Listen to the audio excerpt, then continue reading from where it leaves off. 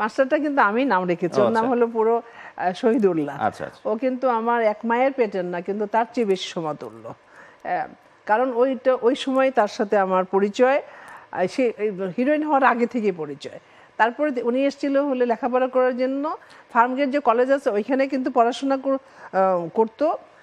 তারপর কি হলো, আমার এই হাল ধরে ফেললো সে, তখন এই শিডিউল সব মেনটেন করতো সে। তাই আমি বললাম ঠিক আছে মাস্টারকে বলবো যে কথা বলার জন্য আর কি, শিডিউলটা কবে থেকে মানে আপনারা চাচ্ছেন বা কবে থেকে পেতে পারেন। ওরা ঠিক আছে ওটা হবে আমাদের। যখন আমি বোধহয় জানুয়ারি মার্চ এপ্রিলে দেখে, কারণ তো ওই সিজনে কক্সবাজার শুটিং হতো, তো 2-3 মাস পরেই চেয়েছে।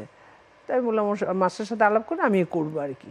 তো যাই হোক ঢাকায় এসে আজিজুল কাজ করছি, কে কখন কি বলছে ওটা তো মাথার মধ্যেই নাই। পরে আবার 1 মাস 2 মাস পরে হাসান ভাইয়ের সাথে কথা হয়েছে, মাস্টারের সাথে কথা হলো।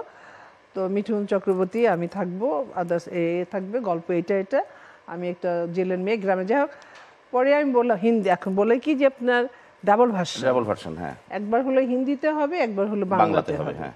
তখন হাসান ভাইকে বললাম, হাসান ভাই আমি করবো না। কারণটা কেন করবি না? কেন? না হিন্দি তো আমি বলতে পারি না। আর তাছাড়া তখন কিন্তু তখনও এখনো তো আমাদের দেশে প্রম্পটিং সিস্টেম আর কি। আর তারপর আমি শুনেছি অন্য একটা বলি, ওই সময় কিন্তু আমি কোপ্রোডাকশন ছবি অনেক করছিলাম, পাকিস্তান, নেপাল, এরকম জায়গাগুলো। তো আমার খুব কষ্ট হচ্ছিল, কারণ হিন্দিতে বলতে হচ্ছে, উর্দুতে বলতে হচ্ছে, সারা রাত জেগে জেগে লেখাপড়া করছি, যেটা আগে করলে ভালো হতো। তা যাই হোক, তো ওই ভয়টা আমি করতে চাই না, আমি করতেই চাইতাম না। মানে কোপ্রোডাকশন ছবি ডাবল ভার্সনটা আমি করতেই চাইতাম না, কিন্তু জোর করে নিত, বিশ্বাস করো। কারণ আসলে প্রতি ভয় যেখানে আসলে মানে আমি তো জানি না, ওটার প্রতি আমাকে প্রেশার দিতে হচ্ছে মেন্টালি। তো মানুষ কোথায় আঁকড়ে ধরে, আমি বলে ছেড়ে দাও। যাই হোক বলে না আমি দেখেন করতে চাই না। কারণটা হলো এই যে হিন্দি একবার একটা, তারপর হলো প্রম্পটিং, বিদেশের লোকে কিন্তু তুমি প্রম্পটিং করে না, ওরা মুখস্থ, আমি এটা বলতে পারি না, আমার লজ্জা লাগে, আমি করবো না। বলে না তোর জন্য প্রম্পট করা হবে, এই হবে সে হবে। যাই হোক পাম্পটি, তারপরে হলো, তারপর মানে হলো, তারপর 2-3 মাস পরে শিডিউলটা হলো। ওকে, তারপর বলছে না আমি মিঠুন চক্রবর্তী করবো না। কারণটা কি হয়েছে, ও হিন্দি বলে, আর না বাংলা বলতেছে না, বাঙালি তো। আমি ভাবতেছি যে হিন্দি কথা বলে, আমাকে না হাসান ভাই বোধহয় হিন্দি ভাষা, আমি তোর সাথে কোপ করতে পারবো না, কারণ বাংলা বলে। তো তখন সেও সুপারস্টার, আমিও সুপারস্টার আমার দেশের জন্য, তাহলে শক্তি সামন্ত কেন আমাকে নিতে, বুঝছো না? তা সেটাই।